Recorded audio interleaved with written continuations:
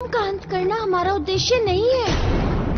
हमारा उद्देश्य है कि उस खल धनाक्ष के प्रभाव से उसे मुक्त कराना। इसलिए आप इसे छोड़ दीजिए। शनिदेव ने मुझे पराजित कर अपने अधीन कर लिया है, तो मैं आपको वचन देता हूँ कि अब मैं वही करूंगा जो शनिदेव चाहेंगे।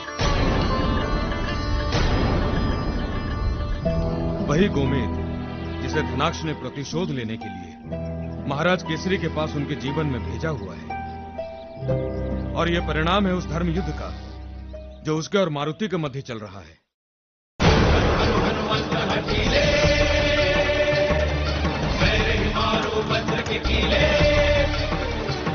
ओम ह्रीं ह्रीं ह्रीं हनुमंत कपीसा, ओम भूं भूं भूं हनु हरिपुर शीशा,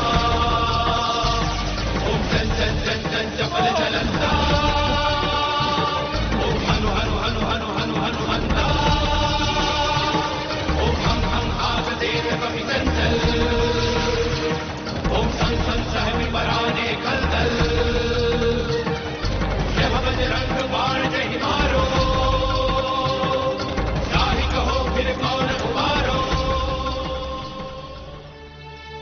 महाराज, आप कुशल तो है ना? हाँ, मैं कुशल हूँ। और आप? हाँ, मैं कुशल हूँ। ये तो महादेव की कृपा है कि हम इस मगरमच्छ का आहार बनने से बच गए।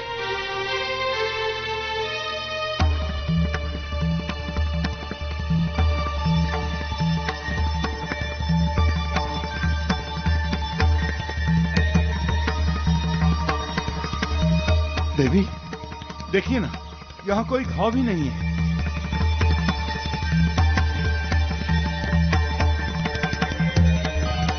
देवी, देखिए, ऐसा लग ही नहीं रहा कि मगर के प्रहार से बच के आए हैं।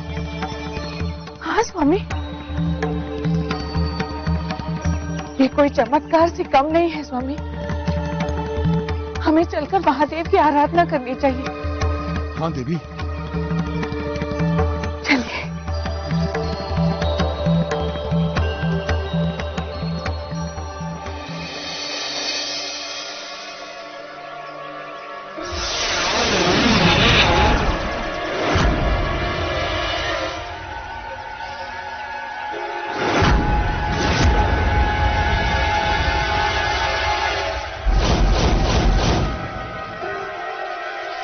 ये क्या हो गया?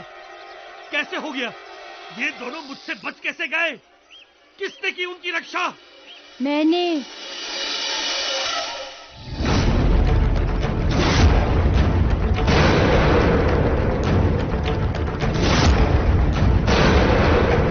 बानर बालक तुम?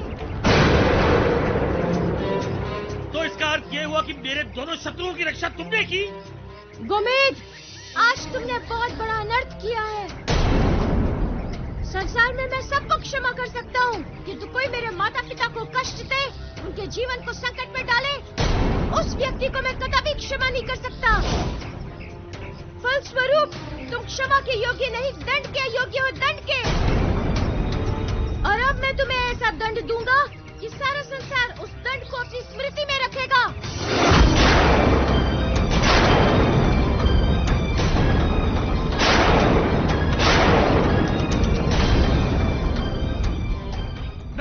नहीं! नीलम मुझे छोड़कर नहीं जा सकता, कभी नहीं जा सकता वो मुझे छोड़कर।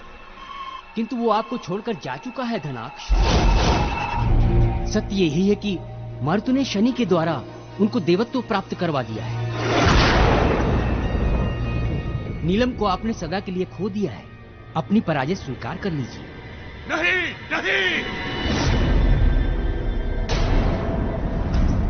धनाक्ष कभी अपनी पराजय स्वीकार नहीं कर सकता।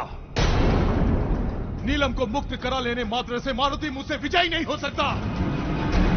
उसे उसके कर्मों का दंड अब गोमेद देगा, उस वानर बालक के माता पिता को मृत्यु देके। गोमेद? हाँ, गोमेद। किंतु मुझे ऐसा भान हो रहा है कि उसने उनकी हत्या करने का विचार बदल दिया है। अर्थात अर्थात आप स्वयं ही गोमेद की दुर्दशा देख लीजिए धनाक्ष। अर्थ आप स्वयं ही समझ जाएंगे।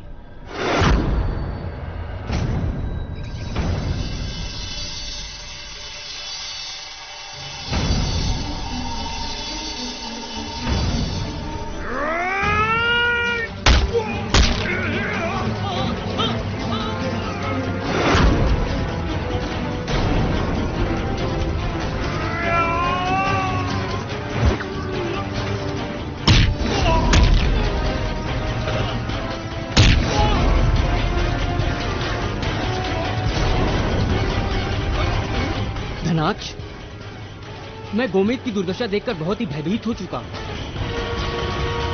और मुझे नहीं लगता कि मैं अधिक दिनों तक आपका और साथ दे पाऊंगा।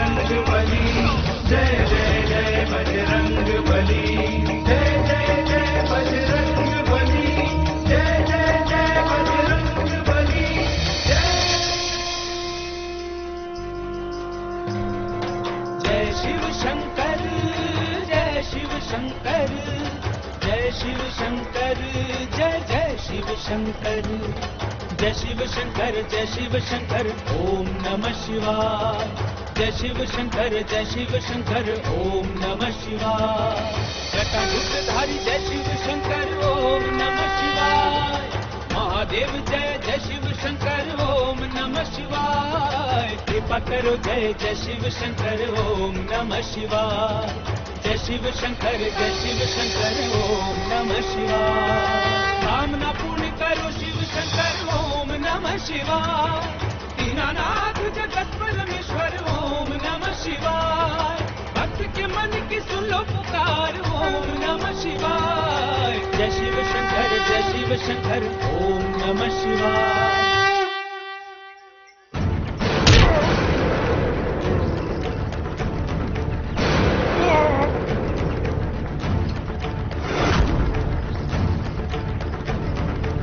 आज मैं तुम्हारा अंत कर दूंगा गोमेद, सदा के लिए अंत कर दूंगा।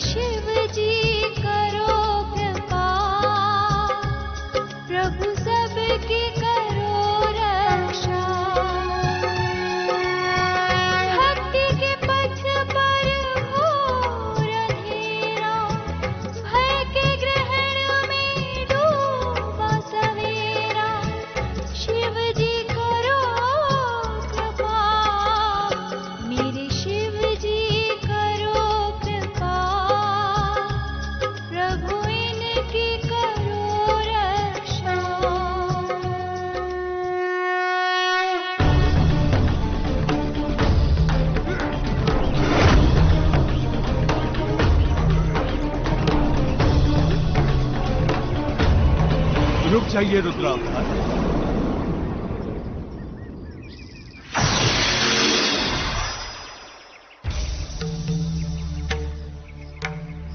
इसका अंत मत कीजिए, इसे क्षमा कर दीजिए। नहीं ब्रह्मदेव, मैं इसे क्षमा नहीं कर सकता। इसने मेरे माता पिता को कष्ट दिया है। छल से इसने उनके प्राण लेने का प्रयास किया है। इसे जीने का कोई अधिकार नहीं है। रुद्र अवतार, मैं आपकी बातों से सहमत हूं, किंतु इसमें इसका कोई दोष नहीं है। सारा दोष धनाक्ष का है। और दूसरी बात, यदि आपने आज गोमेद का वध कर लिया तो संसार से नवरत्नों का महत्व ही समाप्त हो जाएगा।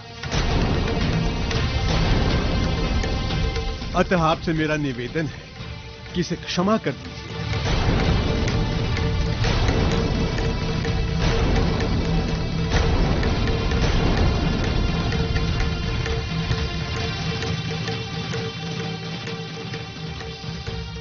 मेरे शिव जी करो कृपा,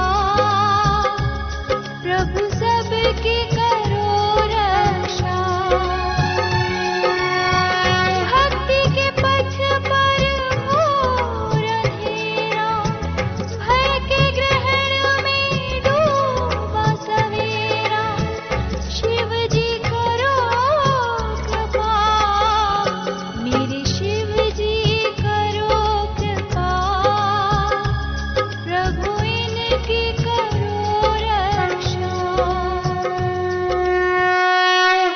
हे परमपिता ब्रह्मदेव, तब आप ही बताएं कि इसे इसके कर्मों का दंड किस प्रकार दिया जाए। रुद्र अवतार, अन्य रत्नों की भांति गोमित को भी मुक्त करा दीजिए। और इसकी मुक्ति का एक ही उपाय है। बताएं परमपिता, जो आप कहेंगे वही मैं करूंगा। रुद्र अवतार, इसे राहु के सानिध्य में सौंप दीजिए। दोनों समान धर्मी हैं, अतः राहु को इसे धारण करने में कोई कठिनाई नहीं होगी। जैसी आपकी इच्छा।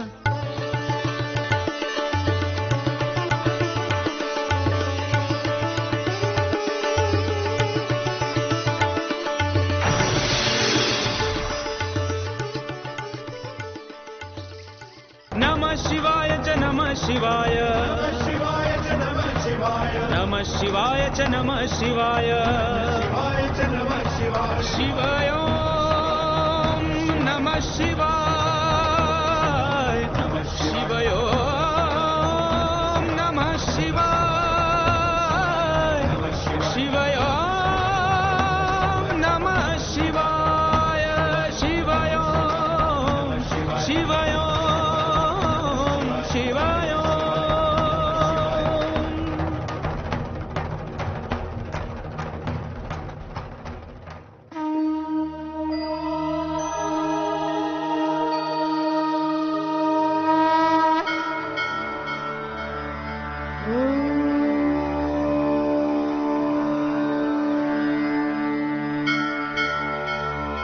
प्रणमामि सदा राहुं सूर्पाकारं किरीटिनम्।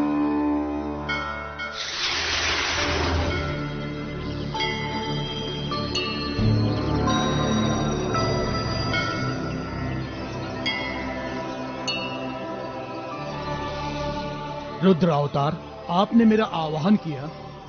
हाँ राहुदेव। आज्ञा दे रुद्र अवतार। राहुदेव, आप गोमेद का स्वामित्व ग्रहण कीजिए ताकि ये धनाक्ष के प्रभाव से मुक्त हो सके, सृष्टि के कल्याण के लिए कार्य कर सके। रुद्र अवतार, आपने मुझे धनाक्ष से मुक्त कराकर मुझ पे बहुत बड़ा उपकार किया है। धनाक्ष के निर्देश पर मैंने आपके पिता को कष्ट तो अवश्य दिया, किंतु अब मैं उनके ऊपर से अपना प्रभाव समाप्त करता हूं और इसी क्षण से उनके भीतर से वैराग्य का भाव चला जाएगा। प्रभु,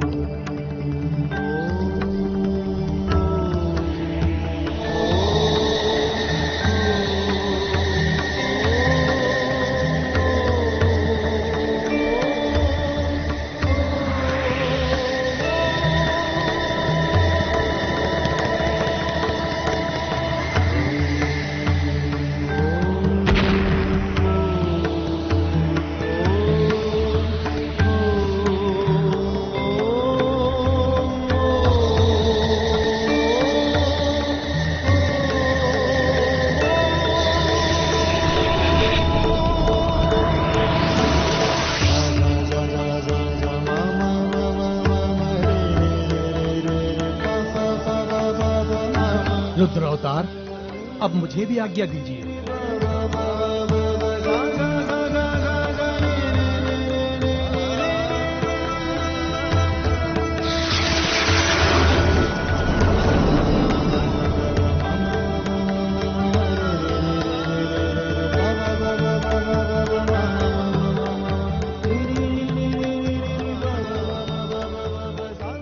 ये कैसी विडंबना है कि मैं अपने माता पिता के इतने पास आकर भी उनसे मिल नहीं सकता।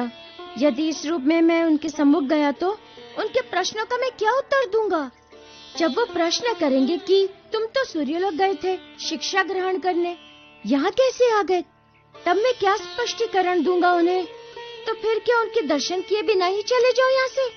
ये कैसा बंधन है कि एक पुत्र आज विवश है अपने माता पिता के दर्शन पाने को, किंतु नहीं, इतने दिनों बाद जब मैं आया ही हूँ तो बिना उनके दर्शन किए नहीं जाऊंगा यहाँ से।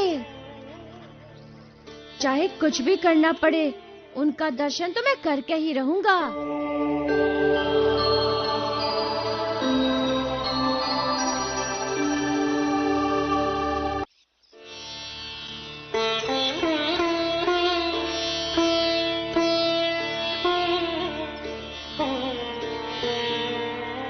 देवी, महादेव की उपासना के उपरांत चित्त इतना स्थिर और शांत हो गया है। अंत में उठे प्रसन्नता के किरणों को अनुभव कर रहा हूं मैं। इतने दिनों बाद प्रसन्नता की अनुभूति हो रही है मुझे।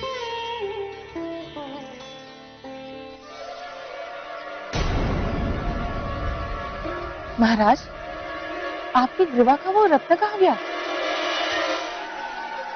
मेरे गले का रत्न?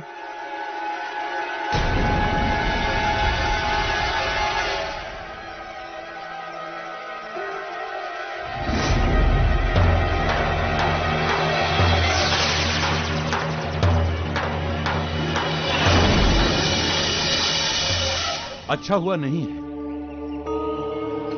मुझे स्पष्ट समझ में आ रहा है कि जो कुछ भी घटनाएं घटी हैं, उस रत्न का ही कुछ प्रभाव था।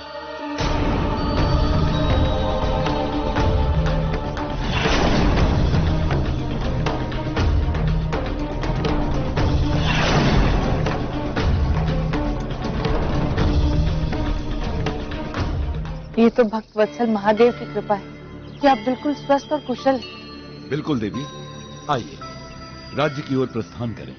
अवश्य, किंतु उससे पूर्व ये प्रसाद हम शिव भक्तों में बांटें। चलिए।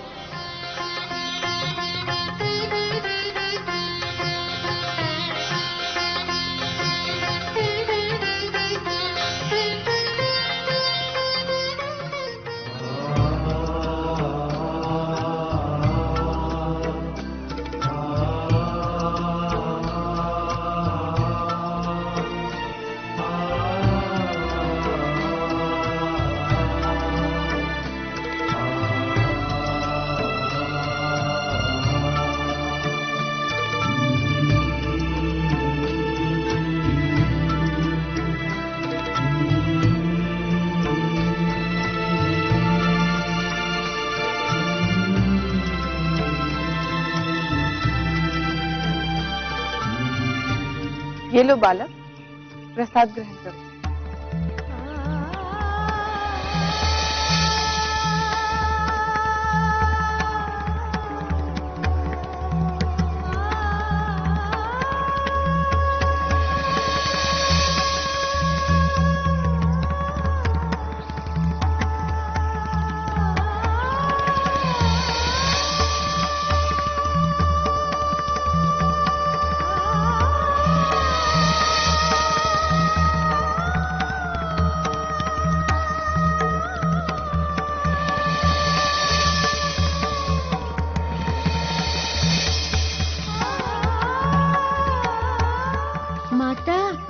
बहुत दिनों बाद आपके हाथों के लड्डू खाने का सौभाग्य प्राप्त होगा मुझे। क्या करूं माता, मैं शिक्षा की सीमा में बंधा हुआ हूँ।